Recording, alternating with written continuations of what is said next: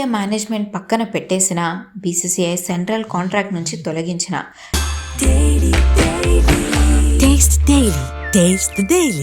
Bengal tiger Mohammed Shami తన పట్టు మాత్రం వీడటం లేదు. గాయాలు వెంటాడుతున్నా, వయసు పెరుగుతున్నా కూడా తనలో ఇంకా ఆడే సత్తా ఉందని సెలెక్టర్లకు సమాధానం చెప్తున్నాడు. తాజాగా రంజీ ట్రోఫీ సెమీఫైనల్లో జమ్మూ కాశ్మీర్పై షమి తన కెరీర్ బెస్ట్ ప్రదర్శనతో ఆకట్టుకున్నాడు. కోల్కతాలో జరిగిన ఈ మ్యాచ్లో షమి ఒకే ఇన్నింగ్స్లో 8 వికెట్లు తీసి రికార్డు సృష్టించాడు. చేతికి గాయమైనా కూడా కట్టుకొని బరిలోకి దిగి 22.1 ఓవర్లలోనే కేవలం 90 పరుగులిచ్చి 8 వికెట్లు పడగొట్టాడు. షమి 13 ఏళ్ల ఫస్ట్ క్లాస్ కెరీర్లో ఒకే ఇన్నింగ్స్లో 8 వికెట్లు తీయడం ఇదే తొలిసారి. షమి 3 ఫార్మాట్లలో కలిపి 21 మ్యాచ్ల్లో ఏకంగా 67 వికెట్లు తీసి ఫామ్లో ఉన్నాడు. 7 రంజీ మ్యాచ్ల్లోనే 36 వికెట్లు తీయడం విశేషం.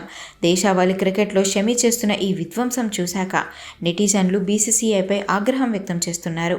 షమిని టీమిండియాలోకి తీసుకోవాలనే అంశంపై మరోసారి ఆలోచించాలని బీసీసీఐని కోరుతున్నారు.